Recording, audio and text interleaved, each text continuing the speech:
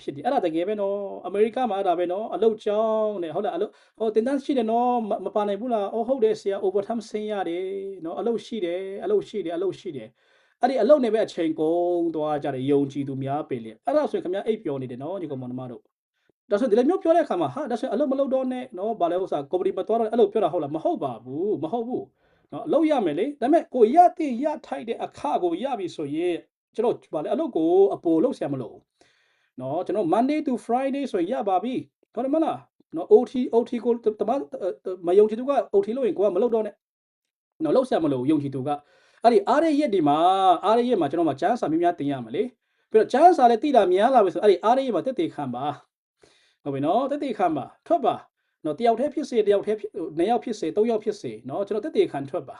တကယ်လို့မတိသေးဘူးနော်ကျွန်တော်တမန်တက်တွေတိဖို့လုံးနေသေးတယ်ဆိုရင်အဲ့ဒါတင်တန်းနေတက်ပါနော်ဒါကိုယ့်ရဲ့အလုပ်ကိုအကြောင်းပြပြီးတော့မှနော်ကျန်းစာတွေမတင်နိုင်တော့အောင်ဖျားခိုင်းတဲ့အရာမလုပ်နိုင်တော့အောင်ကျွန်တော်ဗာလဲအသက်မရှင်ကြပါဆုံးနဲ့လို့ကျွန်တော်တိုက်တွန်း no ဆိုလို့ဒီညမှာနော်တကယ်လို့ခင်ဗျားကအလုပ်တွေပဲအချိန်ကုန်နေပြီအလုပ်ကပဲခင်ဗျားကိုနိုင်နေပြီဆိုအဲ့ဒါခင်ဗျားဝိညာဉ်ပိုင်းမှာဖြစ်နေတာလေ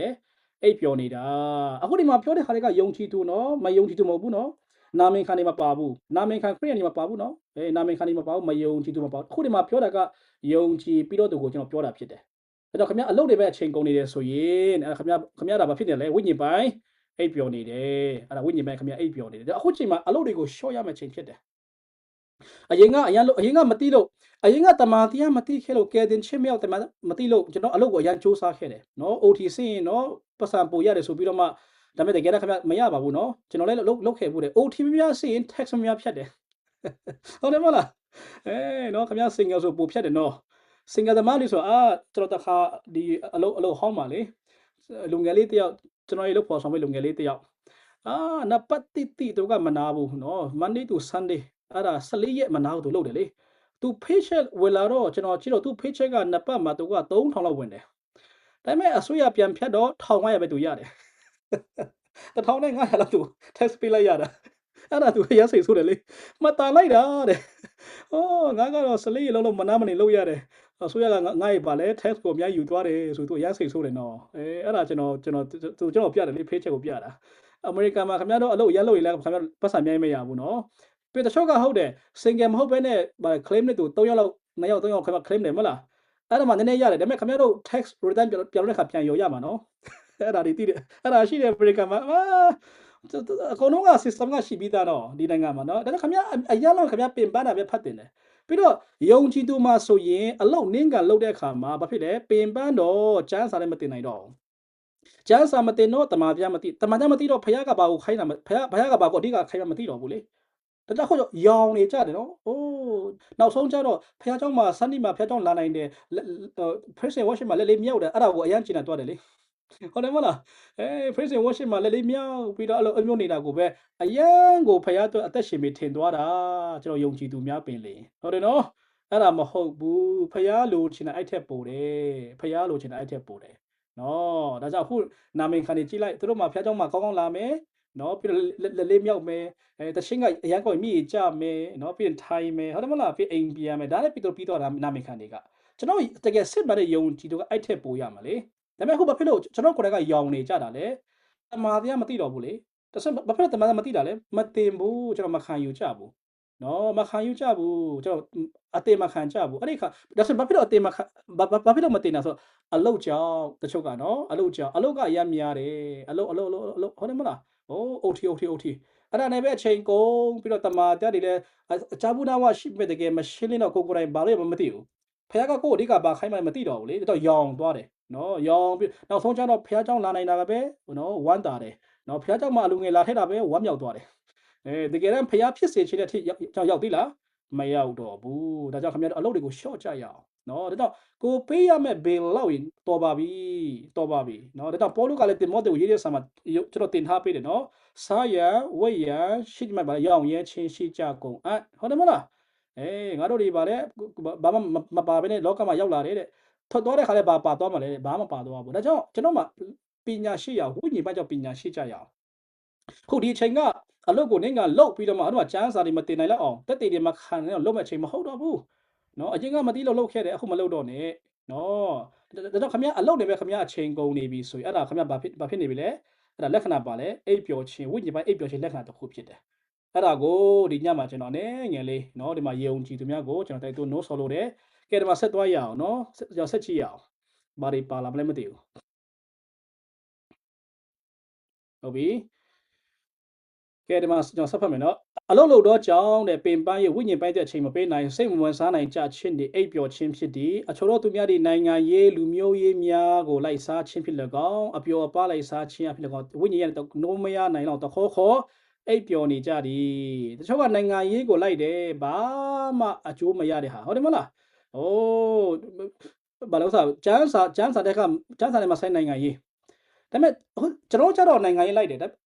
ဘာကြောင့်လိုက်တာလဲအချိန်ကိုသိချင်တယ်လေအဲ့ဒါရှိတယ်နော်အဲ့ဒါရှိတယ်ကျွန်တော်ဟိုရန်သတင်းကိုရန်နားထောင်တယ်နော်သတင်းတွေညနဲ့ကျွန်တော်နားထောင်တယ်ဘာတွေထိုးချလဲဘာတွေပြောင်းလဲတယ်လဲနော်အဲ့ဒါကကျွန်တော်လိုက်တာကြတော့အချိန်ကိုသိချင်တယ်လေဘယ်နာကိုရောက်နေတာလဲဘာတွေဖြစ်တော့မလဲနော်ဒါပေမဲ့တချို့ကနိုင်ငံရေးလိုက်တာကဘာမှအရေးမရဖတ်မရဟုတ်တယ်မလားဟိုလူကိုစိတ်ဆိုးဒီလူကိုစိတ်ဆိုးနော်မိမဆိုရင်ပါလေ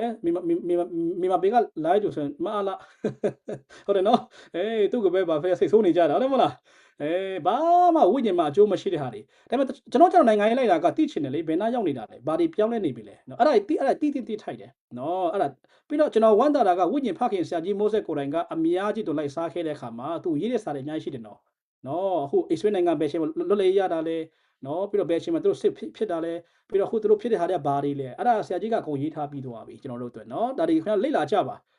အခုဒါတွေကိုမသိလို့တချို့တွေမှာချီဆောင်ခြင်းဘလောက်ပြောစိတ်မလို့ရှားဘူးတော့သူယုံကြည်သူတွေလေနိုင်ငံရေးကိုလုံးဝမသိတဲ့အခါမှာနော်အစ္စရေးနိုင်ငံရဲ့အကြောင်းနဲ့ပတ်သက်တာဘာမှမသိဘာမှမကြားဘူးတဲ့အခါမှာကယ်တင်ရှင်းရောက်ပေမဲ့နော်ဒီအချိန်ကလာပြောတဲ့ခါတချို့ကအားနေကြတယ်။အိုးဘာလဲမသိဟုတ်လို့နော်မသိတော့ဘူး။ဒါကြောင့်ကျွန်တော်မှလေယုံကြည်သူမှဖြစ်နိုင်မယ်ဆိုရင်အချိန်ရမယ်ဆိုရင်လေဒီဗါလေကျန်းစာထဲကကျန်းစာနဲ့ဆိုင်တဲ့နိုင်ငံရေးနဲ့လိုက်တင်တယ်။နော်အီတလူမျိုးတွေဘယ်လိုဖြစ်ခဲ့တာလဲ။နော်သူတို့ဘယ်ချိန်မှာလွတ်လပ်ရေးပြန်ရတာလဲ။အဲ့ဒီရတဲ့ဟာတွေကဘာတွေလဲ။အဲ့ဒါကိုကျွန်တော်အနည်းနဲ့အများသိတင်တယ်။ပြီးတော့ခုကမ္ဘာအရွှေ့ပေါ့နော်ကမ္ဘာအရွှေ့ကဘာတွေဖြစ်နေတာလဲ။ဒီရွှေ့တဲ့ဟာတွေကဘာဘယ်လိုလဲ။ဒါလေးတွေကိုကျွန်တော်ကြိုးရိုးလောက်ပေါ့နော်အသေးစိတ်တော့ကျွန်တော်သိနော်သိဖို့ကတော့အရချိန်ကုန်ပဲလေအပေါ်ရန်လောက်အနည်းငယ်ကျွန်တော်သိဖို့လိုတယ်အဲ့ဒါဆိုရင်ကျန်းစာကိုဖတ်တာကအတိတ်ပဲရှိတယ်နော်ကျန်းစာဖတ်တာကအရန်ကိုကောင်းသွားတယ်အခုတချို့ကလုံးဝနိုင်ငံရေးမသိတဲ့ခါမှာဆရာကြီးလည်းအမြဲတမ်းပြောတယ်နော်သူဒီပါလေအချိန်ကာလသူတင်တဲ့ခါသူအမြဲတမ်းပြောတယ်အိုးတချို့ကနိုင်ငံရေးမသိတော့ကျွန်တော်ပြောတာလိုက်နိုင်ပါမလားတဲ့အဲ့ဒါတကယ်မှန်တယ်နော်နည်းနည်းလေးကျွန်တော်မှလေကမ္ဘာနိုင်ငံရေးအချိန်နည်းနည်းသိထားတယ်ဆိုရင်အခုကျန်းစာထဲကပေါ်ပြထားတဲ့နောက်ဆုံးတော့ကာလဆိုတဲ့ဟာကအတိတ်ပဲရှိလာတာဒါကြောင့်နည်းနည်းအားပေးတယ်ခင်ဗျားတို့ကိုဒီညမှာနော်တီးထိုက်တဲ့အရာလေးတွေကိုလေ့လာကြပါဒါပေမဲ့အလွန်ကျွန်တော်မလို့ဘူးနော်အရာလေ့လာတော့မကောင်းတော့အဲ့ဒါကြောင့်ကျန်းစာဖတ်ဖို့အချိန်မရှိတော့ဟုတ်ပြီဆိုတော့အခုတချို့ကတော့လိုက်တယ်ဒါပေမဲ့ဘာမှအကျိုးမရအောင်ဟုတ်တယ်နော်အဲ့ဒီဟာတွေကတော့အိပ်ပျော်ခြင်းဖြစ်တယ်အဲ့ဒါအိပ်ပျော်ခြင်းဖြစ်တယ်နော်ဒါတွေသိဖို့လိုတယ်ကဲဒီမှာဆက်သွားမယ်လူမျိုးရေးကတော့လိုက်စာကိုမရှိဘူးเนาะဘာမှလိုက်ဆရာမရှိလူမျိုးရေးကတော့ဘာမှအကျိုးမရှိဘူးเนาะဘာကြောင့်လဲလူမျိုးဆိုတာကကြိမ်ချင်းလေဟုတ်တယ်မလားအဲ့ဒါဘာလို့ရဲတဲ့ကနေစတဲ့ဟာတွေเนาะဒါကြောင့်လူမျိုးရေးဒါကြောင့်ယုံကြည်သူလို့ပြောတယ်ကိုယုံကြည်သူလို့ပြောတယ်ကယ်တင်ရှင်ရောက်ပြီလို့ပြောတယ်ဒါပေမဲ့လူမျိုးရေးပြင်းထန်နေသေးတယ်ဆိုရင်အဲ့ဒါမဟုတ်သေးဘူးเนาะအဲ့ဒါလုံးဝမဟုတ်သေးဘူးနိုင်ငံရေးကြတော့ဖျားနဲ့ဆိုင်တဲ့ဟာဆိုနည်းနည်းတော်သေးတယ်เนาะဒါပေမဲ့ဖျားနဲ့မှဆိုင်တော့ဘာမှရဆရာမရှိဘူးလူမျိုးကြီးကတော့မလို့တော့ဘာကြောင့်လဲခရစ်တော်ထဲမှာလူမျိုးမရှိတော့တလုံးတော်ထဲဖြစ်တယ်အဲ့ဒီလူမျိုးတိုင်းကိုယေရှုကပါလဲဖြိုပြီးသွားပြီဒါပေမဲ့အခုတော့ပြန်တည်ဆောက်နေကြတယ်နော်ဒါကြောင့်ဒါတွေကိုဦးစားပေးနေသေးတယ်ဗာလဲဒုတိယချိန်မိဖွားချင်းခံပြီးဝิญဉ်တော်ရပြီလို့လည်းပြောပေမဲ့နော်ကိုယ့်ရဲ့လူမျိုးရေးကိုလိုက်စားနေသေးတယ်ဆိုရင်အဲ့ဒါခမည်းကတမန်ပြန်မသိသေးဘူးအဲ့ဒါခမည်းအိပ်ပျော်နေတယ်ဝิญဉ်ပိုင်းမှာအဲ့ဒါကိုသိကြရအောင်နော်ကဲပြီးတော့နောက်တစ်ခုပါအပျော်ပါလိုက်စားခြင်းနော်လောကအပျော်ပါလိုက်စားခြင်းတွေပြီးတော့ဝိညာဉ်ရဲ့နိုးမြတခေါအိပ်ပျော်နေကြသည်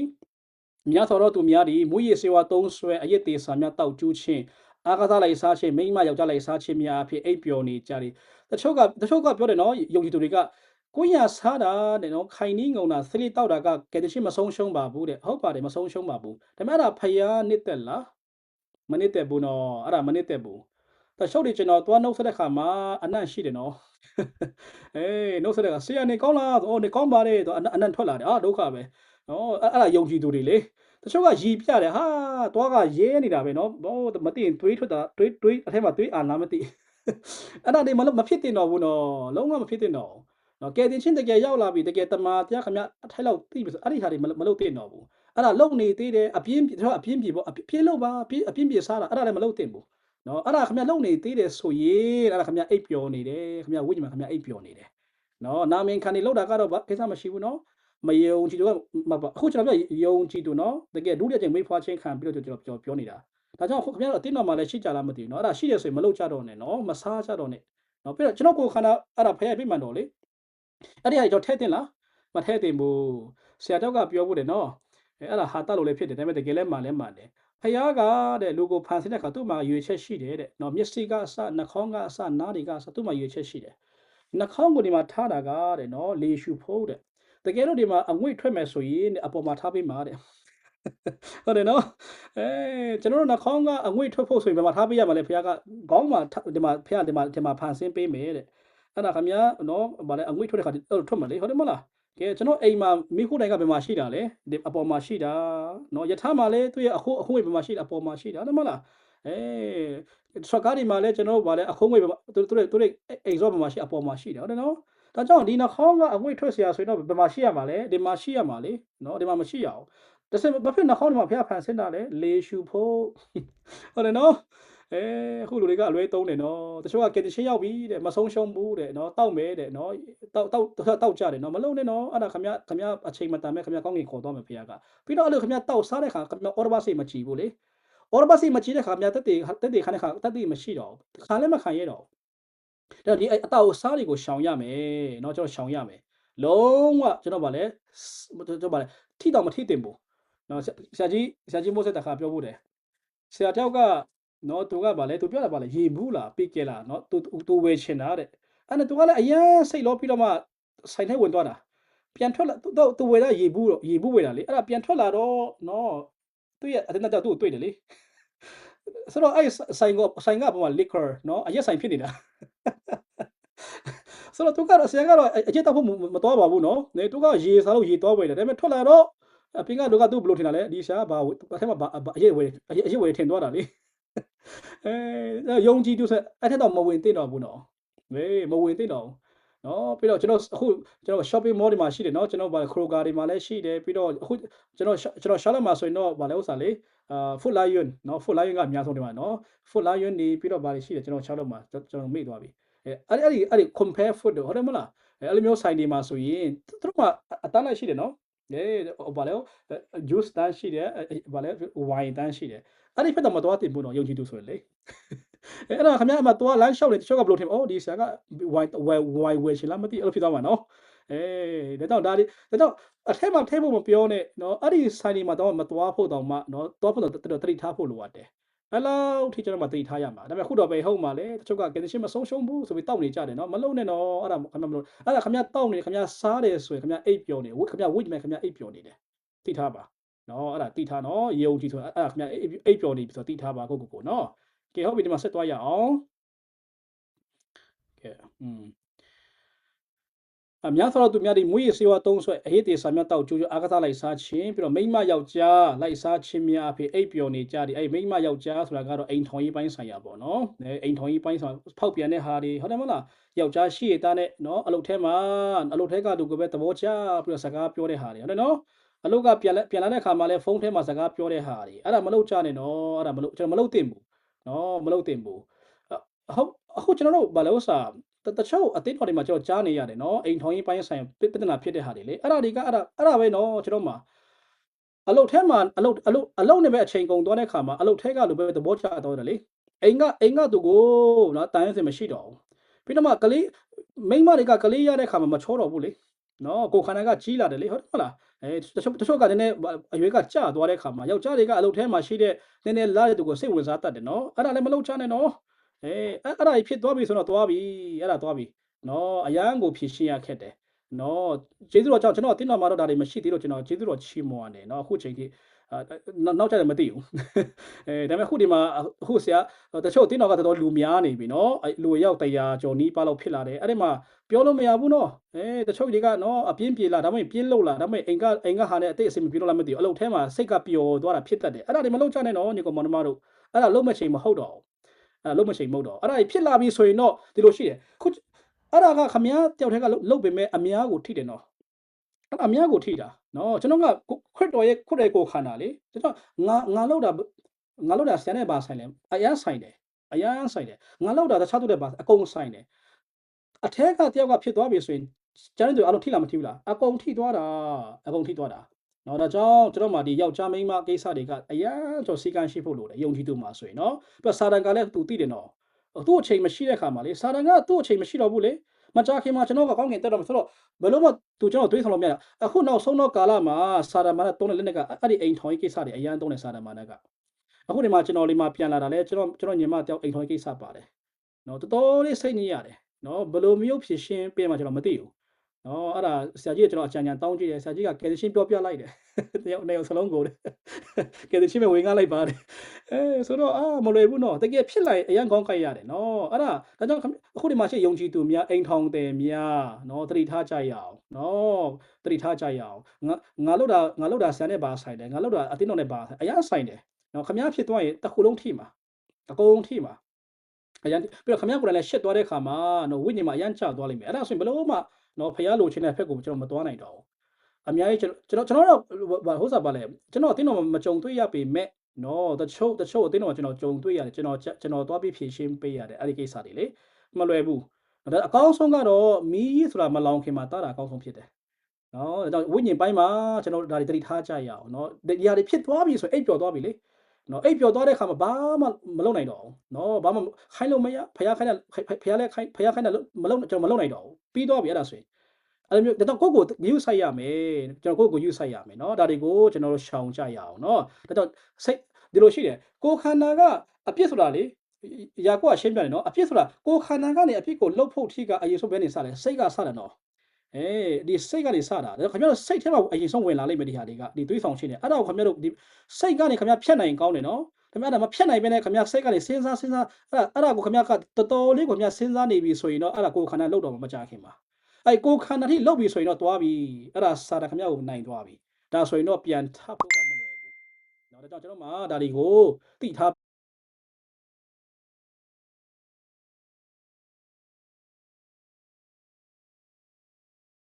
ဆိုရင်တော့အဲ့ဒါကိုသိရောဒီမှာမလဲငါတွေးဆောင်ချင်းခံနေရပြီဟုတ်တယ်မလားအဲ့ဒါသိထားတော့အဲ့တော့ဖះစမဆုတောင်းဒူးထောက်เนาะဖះမကြိုက်ဘူးဆိုတော့ကောင်းကောင်းနားလေပြီးတော့မှဝိညာဉ်တော်ကိုခွင့်ပြုပြီးတော့မှအဲ့ဒီຢာကိုဖျောက်လိုက်เนาะအဲ့ဒါဆိုရင်ကိုခန္ဓာလှုပ်ဆက်မလှုပ်တော့ကိုခန္ဓာထိမသွားတော့ဘူးတချို့ကစိတ်မှာရောက်တော့မဖျောက်ဘူးလေအဲ့ဒါကိုပဲစဉ်းစားကြတော့ကိုခန္ဓာကလှုပ်ချင်လာတယ်အဲ့ဒါလှုပ်မိတဲ့အခါမှာပြီးသွားပြီအဲ့ဒါခင်ဗျလုံးဝเนาะ finish ဟုတ်တယ်မလားဝိညာဉ်မှာခင်ဗျဘယ်လို့မှခင်ဗျပါဝင်လို့မရတော့ဘူးเนาะအဲ့ဒါဖះအဲ့ဒါဖះကမကောင်းတော့ဘူးခင်ဗျကရွေးချယ်မှုမှာသွားတယ်ဒါဝိလဲတာပဲเนาะသူလဲစစ်တိုက်တဲ့ခါသူစစ်မတိုက်ဘူးလေသူအနားယူနေစာဝိဒါဝိကနော်ညနေပိုင်းမှာသူလဲပြင်းနေဖြစ်မလားထဲမှာနော်နေရတာချင်းကြတယ်ထင်အပြင်ထွက်ကြည့်တာတွေးပါလေရောဗာဒီရှိပါကိုနော်အဲ့ဒါတွေးလိုက်တော့စိတ်ကနိုင်လားမနိုင်တော့ဘူးအဲ့ဒီခါဖြစ်သွားတယ်နော်နောက်ဆက်တွဲကမနေဘူးနော်အတင်းတော်မှာလည်းအဲ့ဒါနော်ယုံကြည်သူတိုင်းမှာကျွန်တော်တို့ယောက်ျားတွေမှာစမိန်းမတွေမှာစအားလုံးမှာတာဝန်ရှိတယ်ဒီကိစ္စတွေဖြစ်မလားဖို့ဟုတ်တယ်မလားကာယကံရှင်တူတယောက်ချင်းစကိုထိမ့်ဖို့လိုအပ်တယ်ကျွန်တော်အမှုတော်ဆောင်တဲ့အချိန်เนาะကျွန်တော်ဆောင်ခါစကျွန်တော်တို့ဆောင်ခါစပေါ့เนาะဒီမှာဆရာကြီးနောက်ကိုလိုက်ခါစမှာတက်တေခံသွားတဲ့ခါဆရာကြီးကမှာတယ်ခင်ဗျားတို့ဘယ်တော့မှယောက်ျားတယောက်မိန်းမတယောက်မသွားရဘူးเนาะတဲ့ဆရာကြီးကလေเนาะကျွန်တော်မှာထားတယ်ပြီးတော့မှမိန်းမတယောက်တည်းရှိတယ်မှာတက်တေခံမသွားရဘူးတဲ့เนาะတကားခောက်တယ်အထက်မှာလူမရှိဘူးမိန်းမတယောက်ပဲရှိတယ်မဝင်ရဘူးနောက်မှပြန်လာမယ်ပြောလိုက်အခုလည်းအဲ့ဒါအဆမလည်းဆရာကြီးကပြောမယ်ထင်เนาะအဆမเนาะကြာလာတော့တချို့ကလည်းပို့ရတယ်เนาะအရန်ကယ်ချင်တယ်လေလူကိုဝိညာဉ်ကိုအရန်ကယ်ချင်တော့တယောက်တည်းကိုသွားတဲ့ခန္ဓာသူ့ကိုမကယ်ဘဲနဲ့ကိုပါဗာလဲကိုပါဝင်သွားတယ်အပြစ်ထဲမှာအဲ့ဒါဆိုမတန်ဘူးနော်ဒါကြောင့်ငားများတဲ့ခါမှာဆရာကြီးပြောတယ်နော်ငားများတဲ့ခါကန်ထဲမှာဆင်းရမလားမဆင်းရဘူးတဲ့အပေါ်နေများရမှာတဲ့အန်ဒီရဲ့ကိနဲ့များတဲ့ကြောင့်ငားများရမယ်နော်အဲ့ဒါခင်ဗျာကန်ထဲမှာဆင်းငားတယ်ခင်ဗျာကြိုက်တော့မှာဒါကြောင့်ဒီကိစ္စတွေမှာမဖြစ်တော့လဲပဲနော်ဖြစ်တတ်တဲ့ဟာတွေနော်တချို့မှလည်းဖြစ်ခဲ့ဘူးဆိုရှိကောင်းရှိမယ်နော်အဲ့ဒါတွေကျွန်တော်မှတိထားပြီးတော့မှဒါတွေကိုကျွန်တော်ရှောင်ကြရအောင်အဲ့ဒါဆိုရင်ကျွန်တော်ဝိညာဉ်ပိုင်းမှာကျွန်တော်နိုးကြနေလိမ့်မယ်ဟုတ်ပြီနော်ဝိညာဉ်ဒါဆိုရင်ဝိညာဉ်ပိုင်းနိုးတာဘာကျိုးရှိလဲအဲ့ဒါဖျားခိုင်းတာကျွန်တော်လုပ်နိုင်မလဲနော်ဖျားခိုင်းတာလုပ်နိုင်မယ်နော်လူတွေကိုတသိခါနိုင်မယ်ပြောပြနိုင်မယ်နော်ပြီးတော့အတင်းတော်မှာကျွန်တော်ပါဝင်တဲ့ခါမှာဆရာကြီးတို့အားဖြစ်မယ်ဟုတ်တယ်မလားပြီးတော့ကိုအားဖြစ်တပားသူတွေတီဆောက်ဆရာဖြစ်မယ်နော်အများကြီးပဲနော်ဝိညာဉ်ပိုင်းနိုးချခြင်းကအများကြီးအကျိုးရှိတယ်ဒါပေမဲ့အိပ်ပျော်သွားပြီဆိုရင်တော့ဘာမှလုပ်လို့မရတော့ဘူးနော် ခင်ဗျားတို့အိပ်ပျော်တော့သူခင်ဗျားတို့သွားခိုင်းကြည့်သူဘာလို့မလဲလူတယောက်အိပ်ပျော်တာတခေါအိပ်ပျော်တာသူ့ကိုသွားခိုင်းထမင်းချက်ဆိုသူချက်မလားမချက်ဘူးနော်သူမချက်ဘူးဟုတ်တယ်မလားဒါဆိုရင်သူ့ကိုထမင်းချက်အရင်ဆုံးသူဘာလဲမသူ့ကိုအရင်နိုးရမလေထဟုတ်တယ်မလားသူထလာမှအဲ့ဒါတော့မှတချို့ကအိတ်ရှိမှုသူဖြစ်တဲ့ခါမဖြစ်လေကြောင်နေသေးတယ်နော်အဲ့မျက်နှာလေးပါတိပဲလမ်းဆန်းတော့မှသူကမဖြစ်လေသူကထမင်းချက်လို့ရမှာဒါအိပ်ပျော်ပြီဆိုရင်ပြီးသွားပြီနော်ဒါတော့ယုံကြည်သူများလည်းကယ်တင်ခြင်းမဆုံးရှုံးဘူးမှန်ပါတယ်နော်ကျွန်တော်မဆုံးရှုံးလုံးဝထာဝရတဲ့ကနော်ထာဝရဖျားပေးတဲ့ຢာဖြစ်တယ်နော်ကျွန်တော်ထိုက်တာလို့ဖျားပေးတာမဟုတ်ဘူးကျေးဇူးတော်ကြောင့်ခံစားတဲ့ຢာဖြစ်တယ်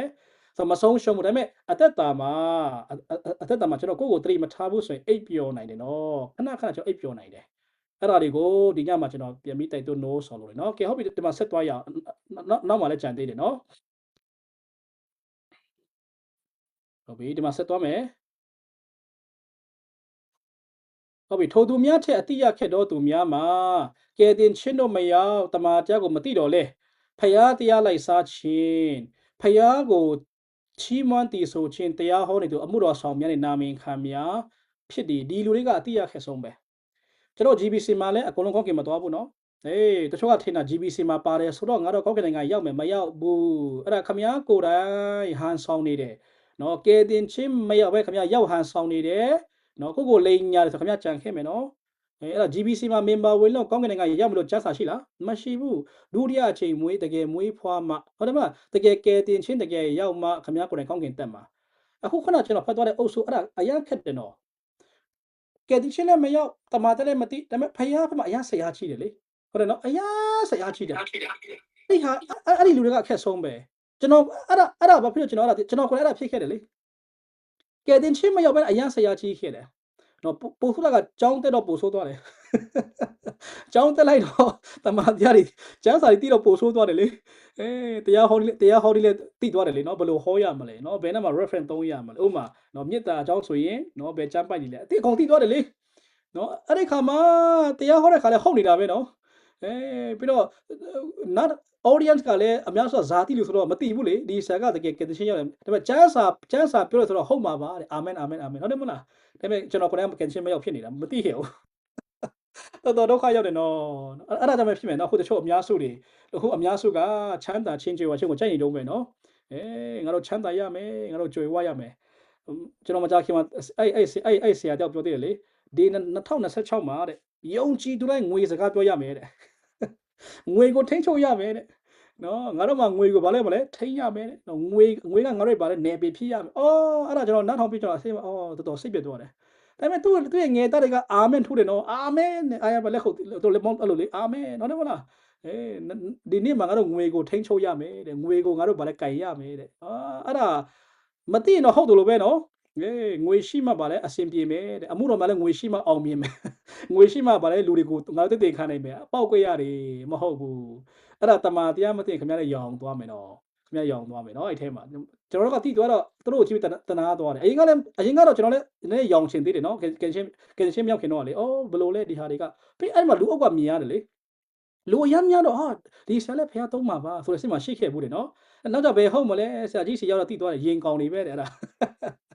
ပြားတွေမဟုတ်ဘူးတဲ့ဆရာကြီးကနော်ဆရာကြီးမိုးစားဥမာပေးလိုက်အရန်ကောင်းတယ်နော်ခင်ဗျားရင်ကောင်းတဲ့ပြားကဘယ်ဟာပုံများလဲရင်ကောင်ပုံများတယ်နော်နေရတကမှရင်ကောင်တွေရှိတယ်နော်ပြားတွေကျတော့တွေ့ရခက်လားတွေ့ရခက်တယ်ဘာကြောင့်လဲပြားတွေကသူတို့ကပန်းဝိတ်ပုံပဲဆိုဆုပ်တယ်လေရင်ကောင်တွေကတော့အကောင်လဲအချိုလဲစားတယ်အခါလဲစားတယ်နော်အကောင်လုံးပဲသူတို့နေရတကမှရင်ကောင်တွေကအများကြီးပဲဒါကြောင့်ကျွန်တော်တရားဟောတဲ့ခါမှာနော်လူအယမ်းများရင်တတိထားတော့အဲ့ဒါတို့ရှိတယ်တချို့ကလူများတာကောင်းတဲ့ဘက်မှာများတယ်လေတမာတရားပြောလို့တချို့ကအယမ်းစိတ်ဝင်စားရှိတယ်ဟုတ်တယ်နော်ဒါပေမဲ့အများစုလူအုပ်မြင်ရတဲ့နေရာတွေကဘာတွေမြလဲပောက်ခွရတွေပဲနော်လောကမှာဘလို့ကျွေဝမလဲချမ်းသာမလဲအဲ့ဒါတွေပဲလူကမြင်ရနေတ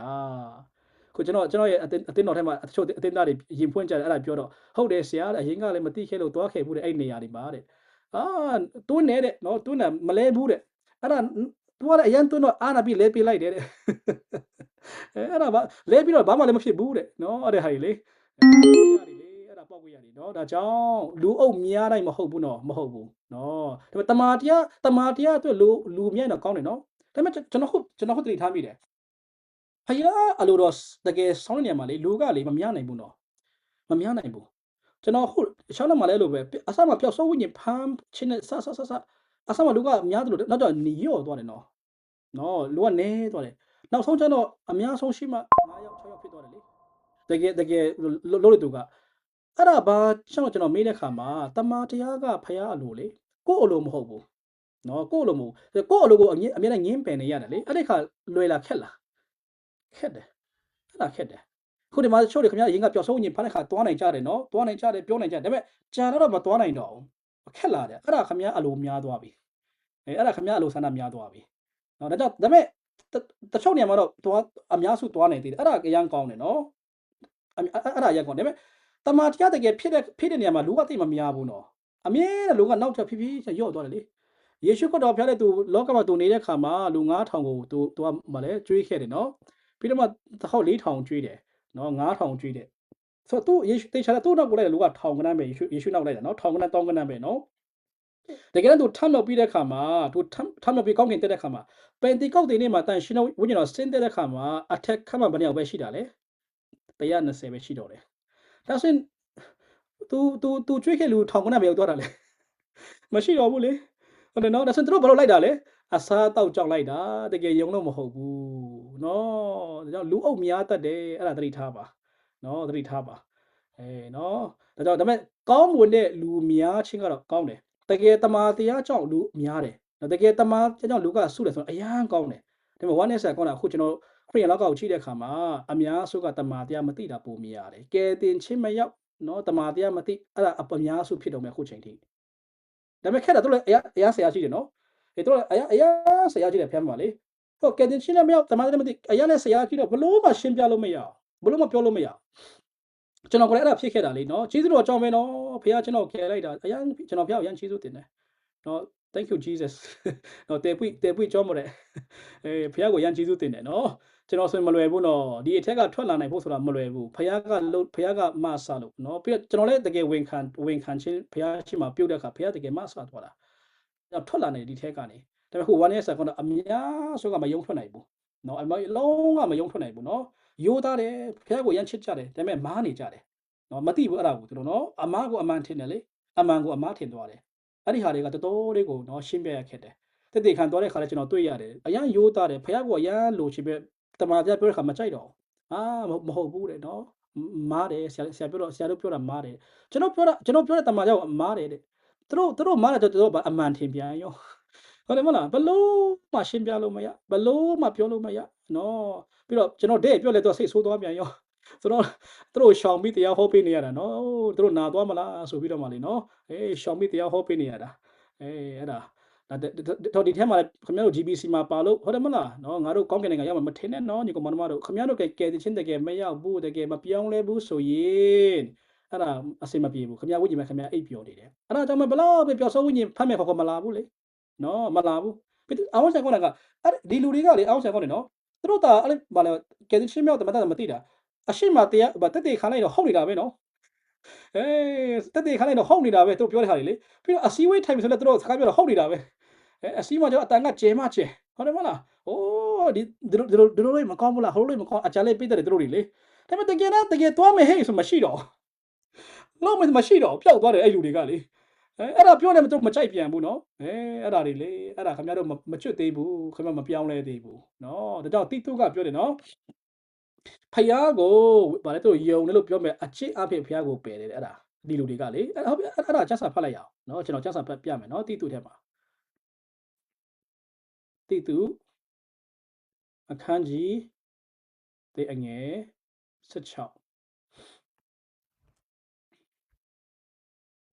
တိတုအခန်းကြီးအငယ်16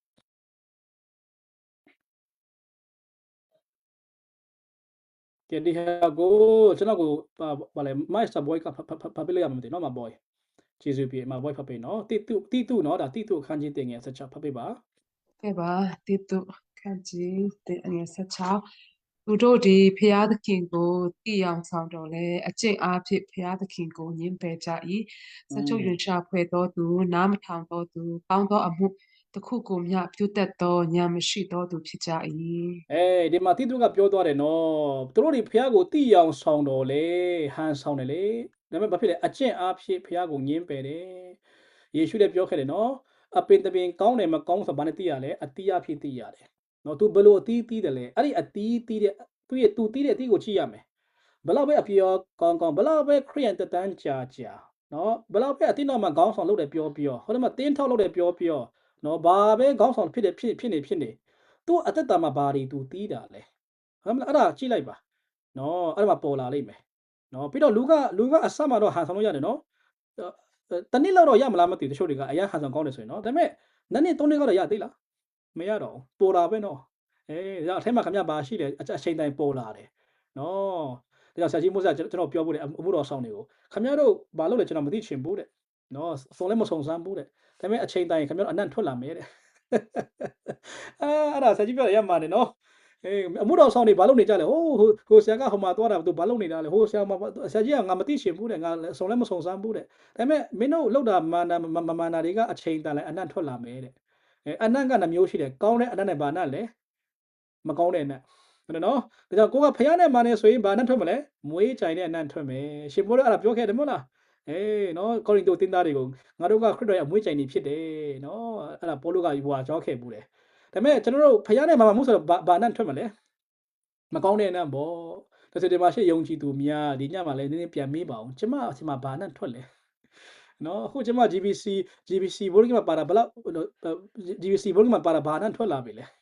နော် GBC National မှာပါတာဘယ်လောက်ကျမဘာအနံ့ထွက်လာပြီလဲတချို့ကအတင်းတော်မှာ9နှစ်6နှစ်ရှိလာပြီနော်တချို့က10နှစ်ဟုတ်တယ်မဟုတ်လားတချို့ကဘယ်လောက်လဲ9နှစ်10နှစ်ရှိလာပြီဒီနှစ်ထဲမှာခင်ဗျားတို့ဘာအနံ့ထွက်လာကြပြီလဲနော်ခင်ဗျားတို့စိတ်ကနေပြီးတော့မကောင်းတဲ့အနံ့မဲ့ထွက်နင်းကန်ထွက်ရဆိုတော့အဲ့ဒါမဟုတ်တော့ဘူးနော်အဲ့ဒါမဟုတ်တော့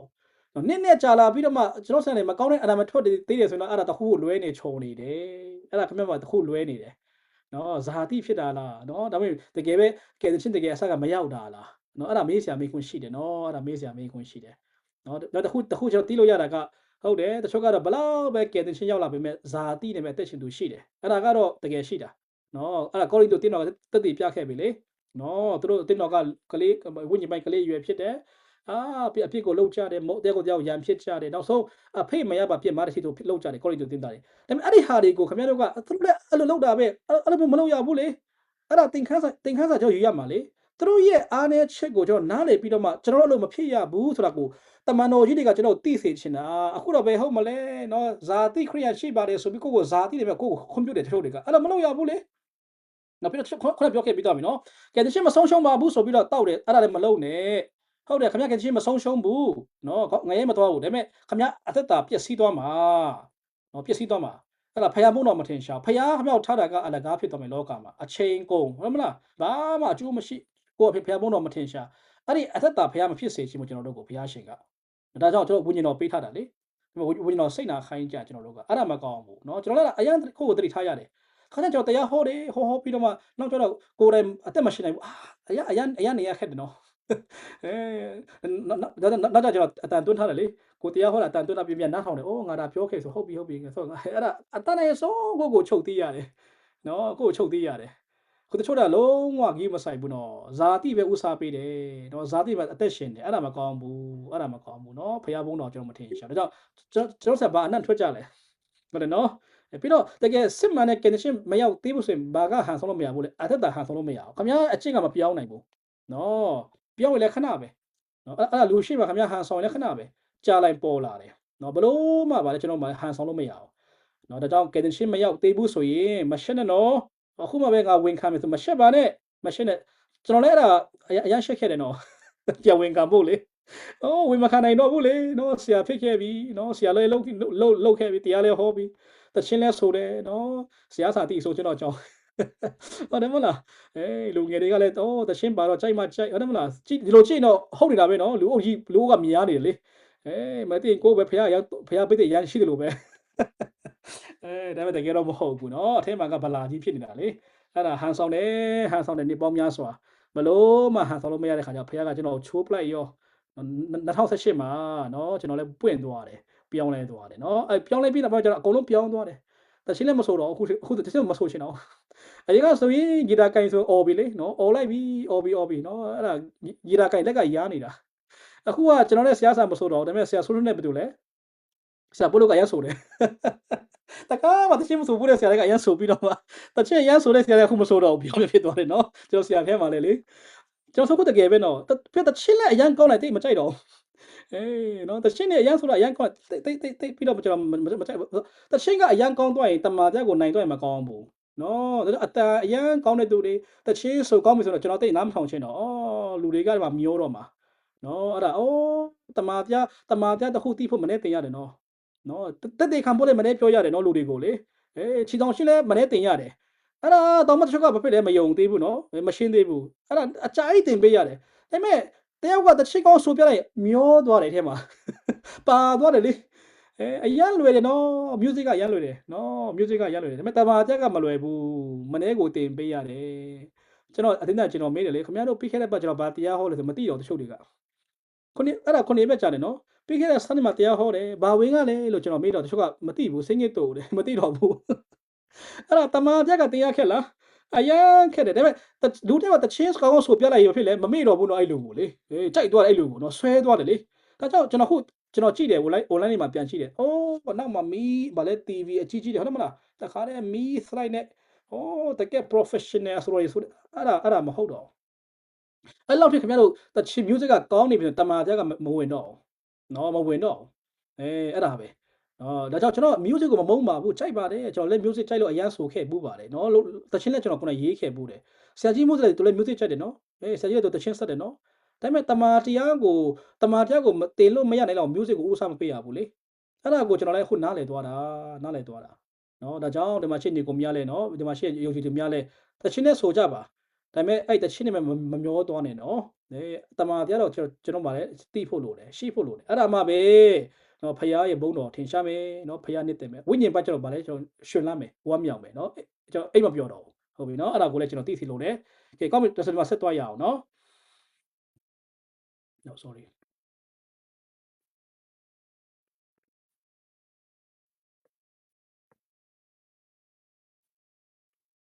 ဟုတ်ပြီခဏဆောင်ပြီနော်ပြီးရဒီမှာကျွန်တော်ဆက်ဖတ်မယ်ထို့အပြင်နဲ့ကဲတင်ချင်းတော့ရောက်တော့လဲလောကအရာကိုတမန်တော်မှုတော်ဆောင်များလဲအိပ်ပျော်နေကြသည်အိပ်ပျော်တော့ခါအိမ်မက်မေတ္တကြသည်အိမ်မက်ထဲနဲ့ခံစားချက်များရှိပြီးနိုးလာတော့ခါဘာမှမရှိတကယ်တော့ယခုလိုက်စားရှာဖွေအရတာခံတော့အရာများလဲခရစ်တော်ကြွလာတော့ခါအိမ်မက်ကဲတော့အကုန်ပျောက်ပြက်သွားကြမှာဖြစ်ဒီတင်းနေအိပ်ပျော်နေပါသေးသလားဒါကြောင့်ကျွန်တော်မှဝိညာဉ်မှာအိပ်ပျော်ပြီးတော့အသက်ရှင်နေဆိုရင်နော်ခရစ်တော်ပြန်လာတဲ့ခါမှာဘာမှမရှိတော့တော့ဝိညာဉ်ပိုင်းအိပ်ပျော်ခြင်းနဲ့နော်ဒီလောကနဲ့အချိန်ကုန်နေဆိုရင်တကယ်ခရစ်တော်ပြန်လာတဲ့ခါမှာကျွန်တော်ဘာဖြစ်လဲဘာမှမကြံတော့ဘူးဒါကြောင့်ကျွန်တော်ဘာဖြစ်ရမလဲနိုးရမယ်နော်နိုးရမယ်ပြီးတော့ခုနဖတ်တဲ့ကျမ်းစာမှာနော်ခုနဖတ်တဲ့ကျမ်းစာပြန်သွားရအောင်ဒီယောမပြန်သွားမယ်နော်ယောမခန်းကြီး73မှာပြန်သွားရအောင်ဟုတ်ပြီဒီမှာပြန်ဖတ်မယ်နော်ထို့မှတမငါတို့ကဲတင်တော့ကျေးဇူးတော်ဒီငါတို့ယုံကြည်တော်နေတာ၍ယခုတာ၍ဤတော်ကြောင့်လည်းယခုညအချိန်ကုန်လို့၍နေ့အချိန်ရလို့ကြောင့်လည်းကောင်းယခုခါအိပ်ပျော်ရာမှနိုးရတော့အချိန်ရောက်ခဲ့ပြီဟုငါတို့သိ၍နော်ရှင်ဘောလုကသူပြောတယ်ငါတို့သိ၍ဘောလုကပြောတယ်ဒီဟာဆိုရင်ကျွန်တော်ခန့်မှန်းတာ80 60မှာဘောလုရေးခဲ့တဲ့စာဘောလုရေးတဲ့စာဖြစ်တယ်ဆို80 60မှာကရှင်ဘောလုကအိပ်ပျော်ရာမှနိုးရတော့အချိန်ရောက်ခဲ့ပြီငါတို့သိ၍ဆိုရင်အခုဆိုကျွန်တော်ပုံမသိတင်ဘူးလားပိုတိတင်ပြီနေပေါင်း2000နီးပါးရှိပြီလေနော်ပြတချို့ကမေးခွန်းထုတ်တယ်အဲ့လောက်ကြာတာဘာဖြစ်လို့နော်ဖခင်ကမလာသေးတာလဲဖခင်ကလူကဲတော့ဖခင်အလုံးမလုပ်ဘူးနော်အဲ့ဒါကျွန်တော်လည်းနားလည်သွားတာဆရာတော့ပြောလေအခုလူတွေကကျွန်တော်လူတွေကကိုယ့်ရဲ့အုံတော်နဲ့ဖခင်ကိုကန့်တက်တယ်နော်ဘာဖြစ်လို့ဖခင်လို့မလုပ်တာလဲတဲ့ဘာဖြစ်လို့ဖခင်လည်းမလုပ်တာလဲအဲ့ဒါဖခင်ကဖခင်လေဟုတ်တယ်မလားကျွန်တော်ရဲ့အုံတော်နဲ့ဖခင်ကလုံးမလုပ်ဘူးဖခင်ကကျွန်တော်ရဲ့လူကဲတော့အလုံးလုပ်တဲ့ဖခင်မဟုတ်ဘူးအဲ့ဒါဘယ်မှာတွေ့အဲ့ဒါကြောင့်ဘယ်မှာတွေ့ရတာလဲဟေရှာမှာတွေ့တာလေငါ၏အကြံစီဗါလေတင်းတော့အကြံစီနဲ့မတူငါ၏အချစ်နဲ့တင်းတော့အချစ်နဲ့မတူဘူးလို့ဖေပြောပြီးသားနော်ကျွန်တော်ကတော့မေးခွန်းထုတ်တယ်နော်ဒါတော့ကြာတာဘာဖြစ်လို့မလာသေးတာလဲဟုတ်တယ်မလားမဟုတ်ဘူးဖယားအတွက်ကအဲ့လိုမဟုတ်ဘူးနော်အဲ့ဒါကိုပေတရုကလည်းရှင်းပြခဲ့ပြီနော်ဖယားရဲ့တရက်ကလူရဲ့ဘလောက်လဲနေအတထောင်ဒါဆိုကျွန်တော်အဲ့ကျန်းစာရဆိုရင်အခုချီထောင်ချင်းကဘလောက်လဲဖယားအတွက်ကနေရပဲရှိသေးတယ်ရှင်ဘောလို့ရေးတဲ့စာကမနေ့ကပဲဖယားအတွက်ဆိုရတယ်မလားနေရဆိုရင်ဒီနေ့မနေ့ကဒီနေ့ဆိုအဲ့ဒါမနေ့ကပဲဟုတ်တယ်မလားနေရဆိုဟုတ်တယ်နော်ဒါကြောင့်ရှင်ပေါလုရေးတဲ့စာကဖယားအတွက်ဆိုအဲ့ဒါဘယ်တော့ကလဲမနေ့ကနော်ဒါပေမဲ့ကျွန်တော်တို့တော့အရန်ကြာသွားပြီလား ကြာသွားပြီဒါပေမဲ့တခုတေချာတာကအခုရှင်ဘောတို့ကအဲ့အချိန်မှာကလေးကအဲ့လိုပြောခဲ့ပြီဆိုရင်အခုကျွန်တော်ပို့ပြီးတော့နိုးရမှာလားကျွန်တော်ပို့ပြီးတော့နိုးရမယ့်အချိန်ခါရောက်နေပြီအဲ့ဒီအရာကိုဒီညမှာကျွန်တော်မီးမောင်းထိုးပြခြင်းတယ်နော်ဒါကြောင့်တကယ်ပဲကျွန်တော်နိုးကြရအောင်နော်ခုနပြောတဲ့ခုနကျွန်တော်ဖတ်သွားတဲ့အထဲမှာဘာတွေညှိခင်ဗျားဘာတွေညှိတယ်လဲဟုတ်တယ်မလားကဲတင်ချင်းမြေပဲခင်ဗျားရောက်ဟန်ဆောင်တယ်လားအဲ့ဒါဆိုခင်ဗျားကိုယ်ပြန်ပြီးတော့ကဲတင်ချင်းပြန်ဆန်းစစ်ပါတကယ်စစ်မှလည်းကဲတင်ချင်းကိုလက်ခံပါနော်ပြီးတော့ခင်ဗျားခုနလောကရတဲ့ခင်ဗျားအချိန်ကုန်တယ်လားအလုံးနဲ့အချိန်ကုန်တယ်လားအတော့စားတယ်လားဘာတွေလဲအဲ့ဒါတွေခင်ဗျားရှိတယ်ဖယ်အဲ့ဒါဖယ်ကြရအောင်ဒါတွေကိုဖယ်ပြီးတော့မှတကယ်နိုးပြီးတော့ဝိညာဉ်မှာနိုးပြီးတော့မှနော်ယေရှုတကယ်လာမယ့်အောင်ကျွန်တော်စောင့်မျှော်ကြရအောင်အဲ့ဒါဆိုရင်ကျွန်တော်မင်္ဂလာအဲ့ဆိုကျွန်တော်မင်္ဂလာရှိမယ်နော်တဦးတယောက်ချင်းစီကျွန်တော်မိသားစုအသင်းတော်နော်ဒီသုံးခုကျွန်တော်လုပ်လို့ရတယ်နော်တဦးတယောက်ချင်းစီကကျွန်တော်ကိုယ်တိုင်ဖြစ်တယ်မိသားစုကကိုယ့်ရဲ့မိန်းမပါတယ်ကိုယ့်သားသမီးတွေပါတယ်နော်ကိုယ့်ယောက်ျားလည်းပါတယ်နော်အသင်းတော်လည်းကျွန်တော်မှာပါတယ်နော်ဒါပေမဲ့အသင်းတော်မှာကျွန်တော်အဓိကဆရာတွေကအဓိကဖြစ်သွားတယ်နော်ဆရာတွေကအဓိကဥဆောင်တယ်ဒါပေမဲ့အဲ့လိုပြောတဲ့အခါအသင်းသားတွေကအရေးကြီးလားအရေးကြီးတယ်ကိုယ်ခန္ဓာလေဟုတ်တယ်မလားဒါကြောင့်ငါတယောက်လောက်တာကိစ္စမရှိမထင်နဲ့နော်အဲ့ဒါအကုန်လုံးကိစ္စရှိတယ်ခမရအပြစ်လုပ်ရင်အကုန်ထိတာနော်ဒါကြောင့်ငါတယောက်ပဲလုပ်မယ်မလုပ်နဲ့နော်ကျွန်တော်အဲ့လိုအသက်မရှင်ကြပါနဲ့အသင်းတော်ဆိုတာကကိုယ်ခန္ဓာဖြစ်တယ်ဒါတဏှာမှာနာရင်အကုန်နာလားမနာဘူးလားနာတယ်ကျွန်တော်ပြောတတ်ပါတယ်နော်ဒီမှာလက်သားလေးကနာသွားတယ်ဒီမှာနော်ကျွန်တော်ဒီမှာလက်သားကနော်အဆူးသွားတယ်အဲ့ဒါတကူလုံးကနာလားမနာဘူးလားနာတယ်အဲ့ဒီသဘောတရားအတိုင်းပဲเนาะကျွန်တော်ယုံကြည်သူမှာလေတယောက်ကအပြစ်လုပ်ရင်အကုန်ထိလားမထိဘူးလားအကုန်ထိတဲ့အတွက်ကြောင့်အားလုံးကအပြစ်ကိုရှောင်ဖို့ဖြစ်တယ်အဲ့ဒါမှเนาะကျွန်တော်တဦးတယောက်ချင်းစီကျွန်တော်မိသားစုအသင်းတော်လိုက်เนาะနိုးချပြီးတော့ခြီဆောင်ခြင်းမှာကျွန်တော်ပါသွားမှာဖြစ်တယ်အဲ့ဒီຢာလေးကိုကျွန်တော်မိမောင်းထိုးပြလို့တယ်เนาะဟုတ်ပြီဒါဆိုရင်ဒီခြီဆောင်ခြင်းတကယ်ကျွန်တော်လာတော့မယ်ယေရှုတကယ်လာမှာဖြစ်တဲ့အခါမှာခုနပြောတဲ့အိပ်ပျော်မှာနိုးရမယ့်ချိန်ရောက်ပြီအဲ့ဒါအတိသွားပြီเนาะဒါဆိုရင်နောက်တစ်ခုကျွန်တော်ဘာကိုမိမောင်းထုတ်ပြလို့တလဲဆိုတော့ပေတရုပြောတာကြောင့်ကြည့်ရအောင်เนาะနှစ်ပေအခန်းကြီး3နှစ်ပေအခန်းကြီး3အငယ်ကျွန်တော်တို့ဥစ္စာနော်အငယ်7စနစ်ကိုကျွန်တော်ဖတ်ရအောင်เนาะကဲဒါဆိုကျွန်တော်ခြေဆောင်ချင်းတကယ်လာတော့မယ်ယေရှုတကယ်လာမယ်ဆိုတော့ကျွန်တော်တို့နောက်ထပ်ဘယ်လိုမျိုးပြင်ဆင်ရမလဲဘယ်လိုမျိုးအဖြစ်ကျွန်တော်ပြင်ဆင်လို့ရမလဲအဲ့ဒါကိုကျွန်တော်နည်းနည်းပြောပြမယ်เนาะဟုတ်ပြီအဲ့ဒါကိုကျွန်တော်တွားရအောင်နှစ်ပေအခန်းကြီး3အငယ်7စနစ်ကဲဒီဟာကို7ကနေ73ထိဖတ်ပြီเนาะကဲအမဘွဲဖတ်ပေးလိုက်ပါเนาะမာစတာဘောကျေးဇူးပြုเนาะ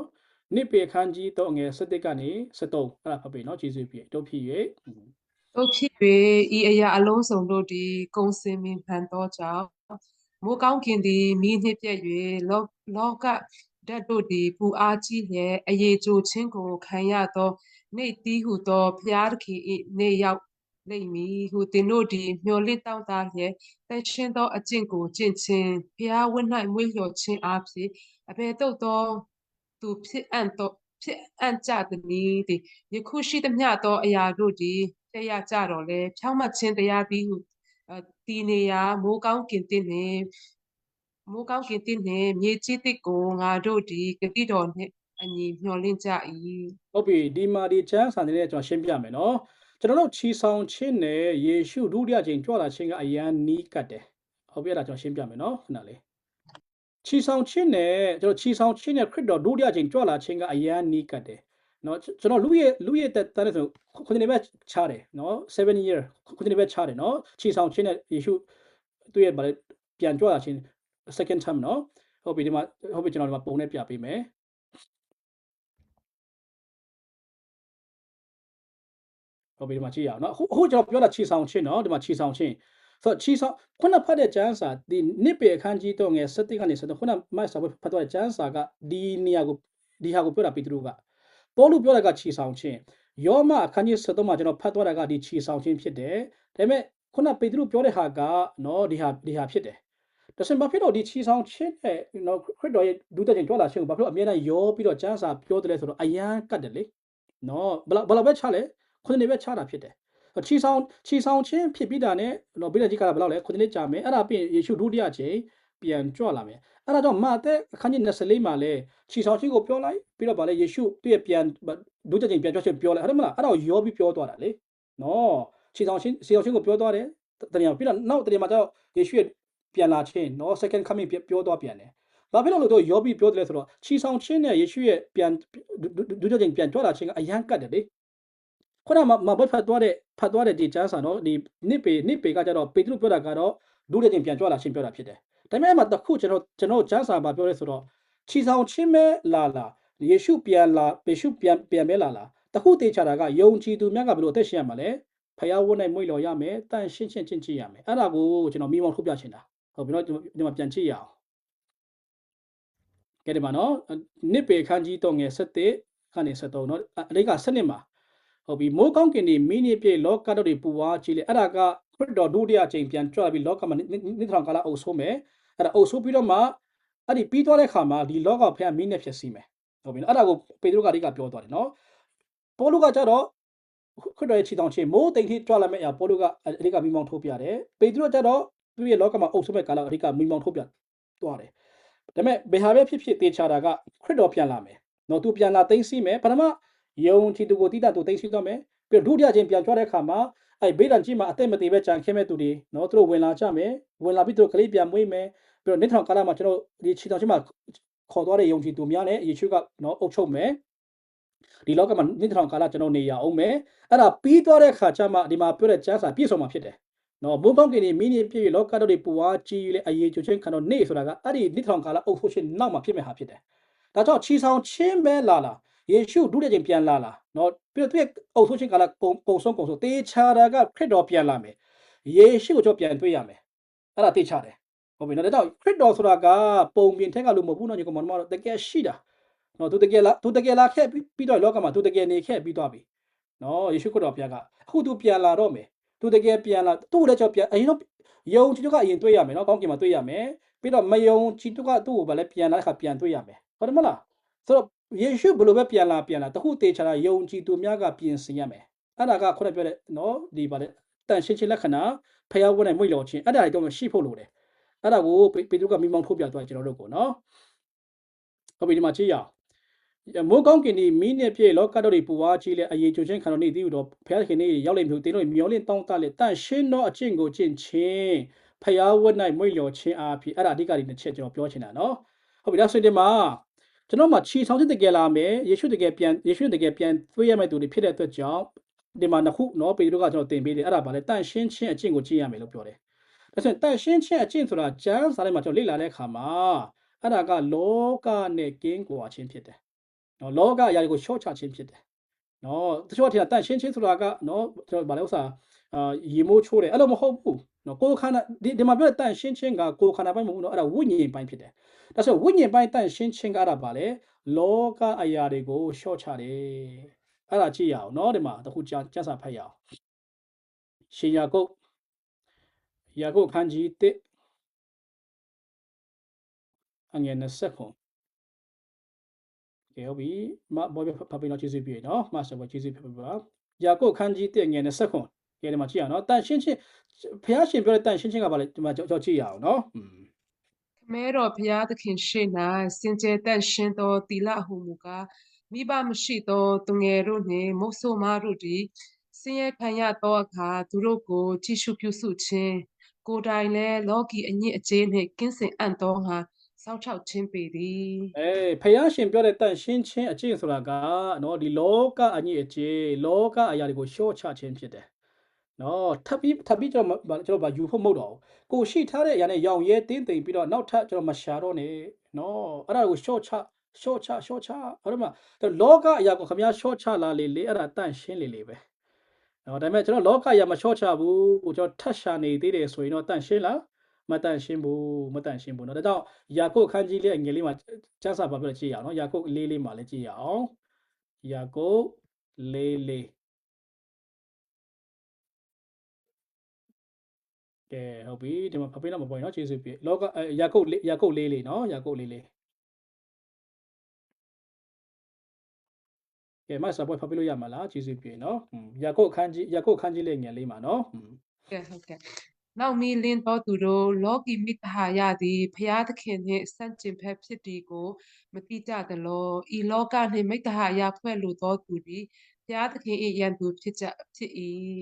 ဒီမှာတော့အရန်ကျမ်းတယ်နော်ယာကုပ်ပြောတာဟုတ်မှာဤလောကနှင့်မိတ္တဟာယဖွဲ့လိုသောသူသည်ဖျားပါလေ ရန်သူလောကနိမိတ်တာဖွဲ့ချင်းနေဖျက်တဲ့စန့်ကျင်ဖက်ဖြစ်တယ်ဟာဒါဆိုရင်လောကအရာမရှာရတော့ဘူးလားရှာရမယ်လေနော်အလုပ်လုပ်ရမယ်လေဒါပေမဲ့ကျွန်တော်မှလိုတာထက်မရှာရဘူးနော်ကိုစားဖို့ဝက်ဖို့ရပြီဆိုရင်လုံလောက်ပြီနော်လုံလောက်ပြီ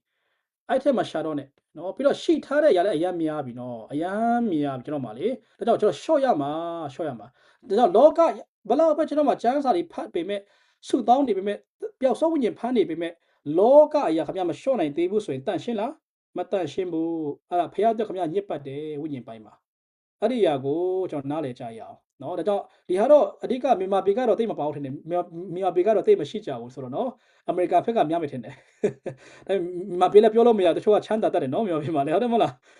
းဒါကြောင့်လောကအရာကိုရှော့ရမှာနော်ထပ်မရှာတော့နဲ့နော်အရာများနေပြီနော်အရာများနေပြီကျွန်တော်မှလေကျွန်တော်ကတော့ကျေးဇူးတော်ချီးမွမ်းတယ်เนาะကျွန်တော်အသက်30လောက်မှာကျွန်တော်ဒါနားလည်သွားတယ်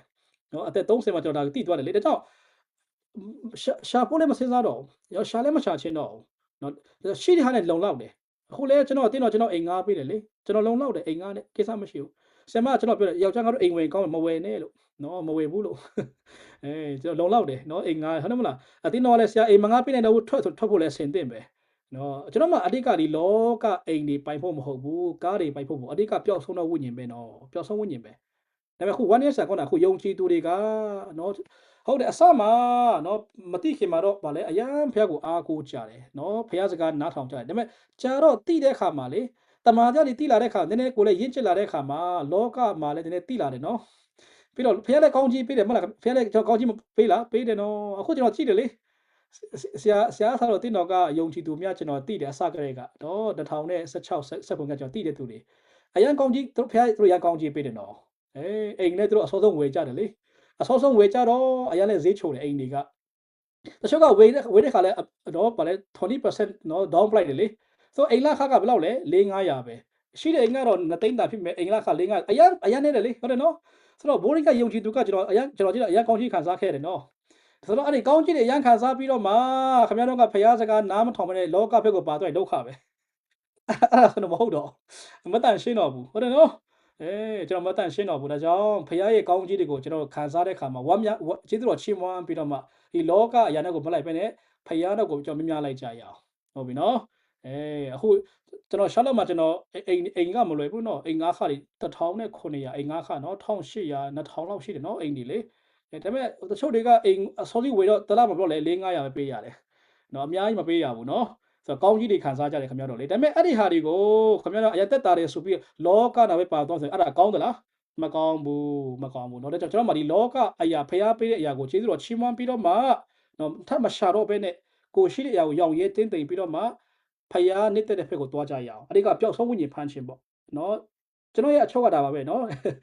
ဆိုတော့ကျွန်တော်မှခြေဆောင်ရှိနေပြီဆိုအဓိကပါလဲပျောက်ဆုံးဝိညာဉ်ဖမ်းခြင်းကိုကြုံများပြန်သွားရအောင်အရင်ကတွားခဲ့ပြီးတော့သူများလည်းပြန်သွားကြရအောင်နော်ကျွန်တော်အားစိုက်ကြရအောင်နော်ပြီးတော့ဘာဖြစ်လို့ဒါဆိုရင်တချို့ကအရင်ကတွားခဲ့တယ်အခုမတွားနိုင်ဘူးဘာကြောင့်လဲအကြောင်းရင်းအများကြီးရှိမယ်အဲ့ဒီမှာတစ်ခုကခင်ဗျလောကရာများတယ်လေဟိုမှာလည်းပျော်စရာတိလာတယ်ဟိုမှာလည်းနော်တွားစရာတိလာတယ်လေဟိုမှာဆိုဘာရှိလဲဘယ်နေ့မှဘာတွေရှိလဲတိသွားပြီလေအဲ့ဒီခါမှာအစိတ်ကမှရောက်ပြီခင်ဗျတော့ဟုတ်တယ်နော်ဒါကြောင့်ဒီမှာတက်တေခါမယ်ဆိုရင်လည်းနောက်မှတော့မယ်ကိစ္စမရှိဘူးအဲ့ဒီဟိုမှာကနော်ဗာလဲ discount ပေးတာကဗာလဲနောက်ကျမှမပေးတော့အမရောက်အစိတ်ကမှရောက်သွားတယ်လေဟုတ်တယ်မလားအဲ့ဒါဖြစ်ကုန်တာကျွန်တော်မဟုတ်တယ်နော်ဆိုတော့အဲ့ဒါပစ္စည်းလည်းဝယ်တော့အိမ်မှာလည်းပုံနေပြီလေပစ္စည်းဟုတ်တော့ဆိုဝယ်ထားပြီးတော့ဗာလဲကြာတော့ဗာလဲအကုန်လုံးပြလိုက်ရတချို့တွေကဟုတ်တယ်နော်မလားအမေရိကန်မှာဆိုနော်အဲ့လိုဖြစ်သွားတာအဲ့ဒါတွေကညစ်ပတ်တယ်နော်အဲ့ဒါညစ်ပတ်တယ်နော်လောကအရာမြညစ်ပတ်တယ်ကျွန်တော်ဝိညာဉ်မှာညစ်ပတ်တယ်ကျွန်တော်လည်းဒါတိသွားတဲ့ခါမရှာတော့ဘူးနော် downtown လည်းကျွန်တော်မသွားဘူး Charlotte downtown ကသူတို့ပြောတာ Queen City ကျွန်တော်နောက်မှသိတယ် Charlotte မြို့လေ Queen City လို့သူပြောတယ်နော်မရင်မမြို့တော့တဲ့အဲ့ဒါကတော့လှတယ်လေ downtown ကနော်အဆောက်အုံတွေရှိတယ်နော်မီးညမှာဆိုမီးလေးနေဟုတ်တယ်ကျွန်တော်ညမှာဖြတ်တဲ့ခါမှာလေ downtown ရှိတဲ့ခါမီးတော်တော်လှတယ်နော်အပြာရောင်ဖြစ်လိုက်အနေရောင်ဖြစ်လိုက်ဟုတ်တယ်မလားတခါမှ downtown မှာလမ်းမလျှောက်ဘူးကျွန်တော်ရှောက်ပွဲအချိန်လည်းမရှိဘူး။ဘာကြောင့်လဲ။ကိုကပိုင်မပိုင်ဟုတ်တယ်မလား။အဲ့မှာသွားတယ်ဘာမှရိပ်မရှိဘူးလေ။ဝိညာဉ်မှာတိုးတက်သွားလားမတိုးတက်သွားဘူး။အခုတော့ပဲချောရီကဟိုမှာသွားတယ်မှာသွားတယ်ဟုတ်တယ်မလား။ဟိုပွဲမှာသွားတယ်ဒီမှာအခုခမရတို့သားသမီးတွေကအဲ့ဒါအရင်သိတယ်နော် အခုမိဘကမသိဘူးနော်မိဘတွေကတော့ထိုင်းကနေလာတယ်နော်ပြီးတော့မြန်မာပြည်ကလာတော့တိတ်မသိဘူးလေနော်အိမ်နဲ့အလုံးနဲ့အိမ်ပြီးတော့ဗာလဲကိုတိတာကဝေါ်မတ်သွားမယ်အဲ့ဒါပဲနော်မိဘတွေကလေ target သွားမယ်ဒါပဲကလေးတွေကဒီမှာနိုင်ငံမှာကြီးပြင်းတော့ဘယ်နေ့မှဘာရှိတယ်သူတို့ကုန်သိတယ်နော်ကလေးတွေကလေမိဘပြန်ပြောတယ်ဟုတ်မအဲ့ပွဲရှိတယ်တော့မသွားဘူးလားဖေးတယ်ဟုတ်လားသွားကြည့်တော့ပျော်စရာဖြစ်သွားတယ်မှာနော်ပါသွားတယ်လေအဲ့ဒါမျိုးမှကျွန်တော်ကိုကိုထိန်းရမယ်ရှော့ရမယ်လောကရည်နော်လောကရမလျှော့ဘူးဆိုရင်အဲ့ဒါညစ်ပတ်တယ်ဖယားအတွက်အဲ့ဒါပဲနော်လောကဟုတ်ပြီဒါမှဟောင်းမှာတွေ့လူမျိုးတော်ကနော်ခန္ဓာပြေကိုမဝင်ခင်မှာဖယားတို့မာလာမှာဘူးလားမာတယ်ဖယားတို့ဘယ်လိုမာထားတာလဲအဲ့တို့ဒီဗါလဲအဲ့နိုင်ငံသားတွေအချင်းကိုမချစ်ရဘူးတို့ရဲ့ဒလိကိုမလိုက်ရဘူးတဲ့တို့ရဲ့အချင်းတွေကညစ်ပတ်တယ်နော်တို့ပြေကိုညစ်ညိုးစေတဲ့အချင်းတွေဖြစ်တယ်သားသမီးကိုမီးနဲ့သားသမီးကိုဗါလဲမီးနဲ့ရှို့တယ်နော်ပူဇော်တဲ့ဟာတွေနော်ပြီးယောက်ျားဆက်ဆံတဲ့ဟာတွေဟုတ်မလားဆုံးအသက်တွေကဝေတွေအဲ့ဒါမလုပ်ရဘူးလို့ဖះမှာတယ်နော်။ဘာကြောင့်လဲအဲ့ဒီဟာတွေကဖះအတွက်ညှဉ်းညူးတယ်။ဒါပေမဲ့ဝန်းနေဆက်ကောအိတလူမျိုးတွေကသူတို့ခန္ဓာပြေဝင်တဲ့ခါမှာဖះသားမိတဲ့ຢာသူတို့အကုန်လုံးကြတယ်။အဲ့ဒီခါမှာသူတို့ပြေကိုညှဉ်းညူးစေတဲ့ခါမှာသူတို့ကိုဖះပြန်ပြီးကြုံခံခိုင်းတယ်။ကြားထဲမှာဖះသူတို့ကိုအပ်တယ်နော်အလိုက်သူတို့နောင်တရတဲ့ပြန်လာလိုက်ဟုတ်တယ်မအိုးအလိုက်အဲ့လိုမျိုးဖြစ်နေတယ်လေ။ဒါပေမဲ့နောက်ဆုံးကျတော့ဘလို့မှပြောမရဆိုမရတဲ့ခါမှာမြောက်တိုင်းပြည်နဲ့ချမ်းကွဲပြီးတော့မြောက်ပိုင်းကိုဘာကတင်းသွားလဲရှုတွေကတင်းသွားတယ်ပျောက်သွားတယ်10မျိုးကတောင်ဘက်ကဘာဘလုံးကတင်းသွားတယ်နော်နေပေါင်း80ကျုံခံတယ်တို့ပြန်လာကြတယ်နော်တို့ပြန်လာကြတယ်အဲ့ဒါကအရေးဖြစ်တယ်ကျွန်တော်ခုအတင်းတော်ခဲ့ယုံကြည်သူကြတော့အဲ့လိုမဟုတ်တော့ဘူးကျွန်တော်ကလောကရာကျွန်တော်လောကရာအရင်များနေပြီလောကအရာကကျွန်တော်နိုင်နေပြီဆိုအဲ့ဒါကျွန်တော်ဝိညာဉ်ကျွန်တော်ဖြစ်ပြီလေညစ်ပတ်နေတယ်ကျွန်တော်ဝိညာဉ်မှာညစ်ပတ်နေတယ်ကျွန်တော်မတန့်ရှင်းဘူးနော်ဖះတို့မတန့်ရှင်းဘူးကျွန်တော်တရှင်းတပုတ်ရှိလေတခင်ဖြစ်သည်အဲ့ဒါဆိုဘူးကြလားတခင်ဖြစ်သည်လောက၌ဒိုတော်တခင်ဖြစ်ခြင်းလွန်နေသည်ကျွန်တော်ဤစိတ်လုံးတွေလာလာလာလာလာလာတခင်ဖြစ်နေနာအရှင်သိကြတယ်နော်အရှင်ရဆာတာကောင်းတယ်နော်အရန်ကောင်းတယ်ဒါပေမဲ့ခက်တာကိုယ်လည်းဆိုပြီးကိုယ်လည်းလောကကိုကြိုက်တာဒုက္ခပဲအဲ့ဒါမဟုတ်တော့ဒါကြောင့်တန်ရှင်းချင်းအဲ့ဒါဆိုပါလေလောကကိုရှော့ချတာဒါဆိုအဲ့လိုပြောတဲ့ခါမှာအိမ်မှာလည်းနေလို့မရနော်အိမ်လည်းမဝေရအဲ့လိုဟုတ်လားမဟုတ်ဘူးအဲ့လိုမဟုတ်ဘူးနော်ခင်ဗျာအိမ်ရှိဝေပြီးနေပါဟုတ်တယ်မလားကားရှိပြီးစီးပါအလုပ်ရှိလဲသွားပါဒါပေမဲ့အဲ့ဒီဟာကိုဦးစားမပေးရဘူးဒီဟာတွေကိုဦးစားပေးပြီးတော့ဖျားခိုင်းတာခင်ဗျာမလုပ်နိုင်အောင်ဖြစ်သွားရင်အဲ့ဒါညစ်ပတ်သွားပြီခင်ဗျာမတန်ရှင်းတော့ဝိညာဉ်ရမှာအဲ့လိုသိလို့ရတယ်နော်ကဲဟုတ်ပြီပြီးတော့နောက်တစ်ခုပါလဲဖျားဝတ်နိုင်မွေးလျော်ခြင်းအဲ့ဒါနဲ့ကျမ်းစာဖတ်ရအောင်နော်ဖျားဝတ်နိုင်မွေးလျော်ခြင်းဖျားဝတ်နိုင်မွေးလျော်ခြင်းနဲ့ပတ်သက်ပြီးတော့မှကျွန်တော်ဖတ်ချင်တာကနိတိဟုတ်ပြီနိတိဟုတ်ပြီ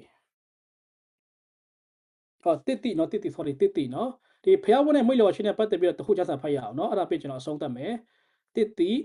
အခန်းကြီး၄အငယ်ခွန်7အဲ့ဒါမဘတ်ဖတ်ပြီနော်ကျေးဇူးပြည့်တိအခန်းကြီး၄အငယ်ခွန်ကနေ7အဲ့ဒါဖတ်ပြီပါကျေးဇူးပြည့်နော်ဟုတ်ပြီဒါတိနော်တိမောသေပထမဆာဆောင်အခန်းကြီး၄အငယ်ခွန်ကနေ7ဖြစ်ပါတယ်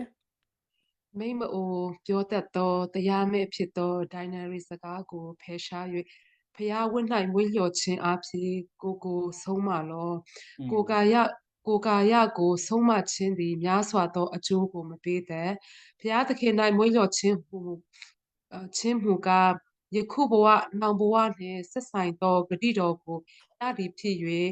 အရာရာ၌အကျိုးကိုပေးတတ်သည်ဟုသောစကားသည်သစ္စာစကားဖြစ်၏အကျွမ်းမဲ့ခံယူအပ်သောစကားလည်းဖြစ်၏ထို့ကြောင့်အသက်ရှင်တော်မူထသောလူအပေါင်းတို့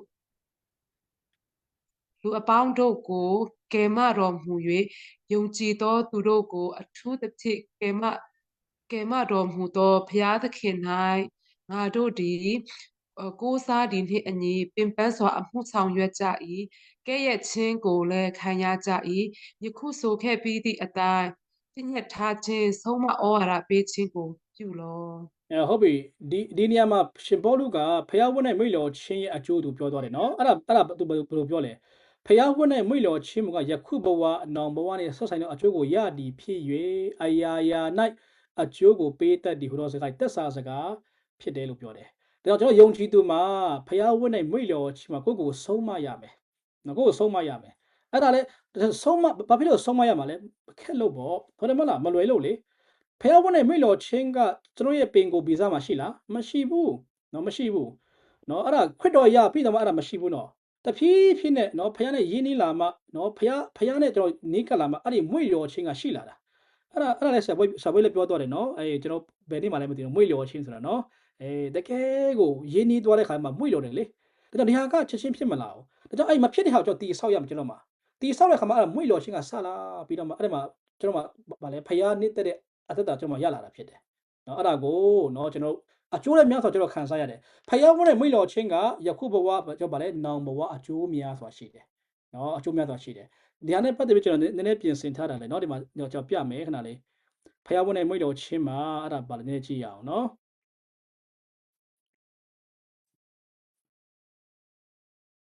ဟုတ်ပြီဖះဝန်းနဲ့မွေလျော်ခြင်းလို့ပြောတဲ့ခါမှာရိုးလေးပါပဲနော်ရိုးလေးပဲအဲ့ဒါကိုကျွန်တော်ပြပေးမယ်နော်ဒီမှာနော်ဟုတ်ပြီဆိုတော့ဖះဝန်းနဲ့မွေလျော်ခြင်းမှာကျွန်တော်ဗာတွေပါလဲဆုတောင်းခြင်းပါတယ်ကျမ်းစာဖတ်ခြင်းပါတယ်ပြီးတော့မိသားနဲ့စူးစမ်းပြီးပါဝင်ခြင်းเนาะအတင်းတော့ Zoom တွေဟုတ်တယ်မလား fellowship เนาะကျွန်တော် home cell တွေမှာပါတယ်เนาะဒါတွေပြီးတော့မှကျွန်တော်ဗာတင်တန်းတွေမှာပါတယ်စူးစမ်းပြီးတော့မှเนาะကိုယ့်ရဲ့အလုပ် vacation တွေကိုအလကားမတုံးဘူးเนาะကိုယ့်ရဲ့အလုပ် vacation တွေကိုအတင်းတော့မတင်တန်းရှိတဲ့ခါမှာတုံးတယ်အဲ့ဒါတွေเนาะပြီးတော့မှဖះရှိကိုအပတ်စဉ်ပုံမှန်တက်တယ် Sunday မှာဖះကြောင့်မှန်တက်တယ်ဟုတ်တယ်เนาะပြီးတော့ပေးလို့ရှိမှလည်းဗာလဲတက်စာရှိခြင်းဒါတွေကဖះဝန်းနဲ့မိလို့ချင်းနဲ့ဆိုင်တယ်ဒါပေမဲ့အထူးသဖြင့်เนาะအခွင့်ရတဲ့ခါတိုင်းမှာပျောက်ဆုံးသောဝိညာဉ်များတည်တည်ခံခြင်းအဲ့ဒါကအဓိကဖြစ်တယ်နော်အပေါ်ကဟာလည်းပါတယ်ဆုတောင်းရမယ်ကျမ်းစာဖတ်မယ်ပြီးတော့မိသားမှာစူးစမ်းပြီးတော့ပါဝင်ရမယ်ဘုရားရှိခိုးအပတ်စဉ်ပုံမှန်ဒီဟာလည်းကျွန်တော်တို့ Sunday မှာဖះကြောင့်တက်တဲ့အရာလည်းကျွန်တော်ပြောတယ်နော်ဖះကြောင့်မတက်တယ်နော်ဗာလေဖះကြောင့်တက်တဲ့ခင်ဗျာရှင်းနေသွားတယ်ကျွန်တော်ပြောတတ်ပေမဲ့ခင်ဗျားတို့ဖះကြောင့်လာဆရာတွေဝမ်းမြောက်တယ်နော်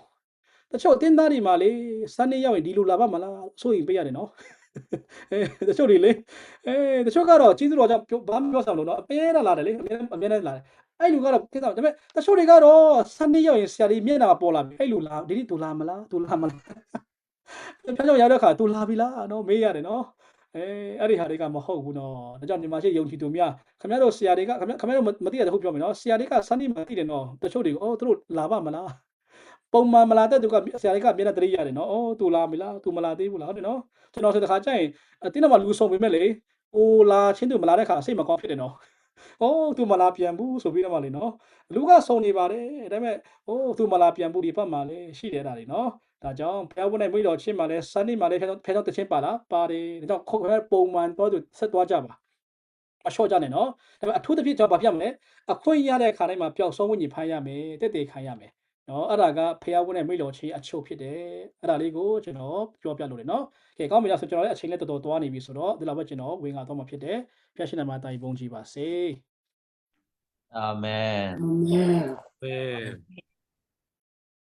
အာမင်ကျွန်တော်နှုတ်ကပတ်တော်ဝမ်းမြောက်စွာနဲ့ခံယူနိုင်တော့အခွင့်ပေးတယ်ကျွန်တော်တို့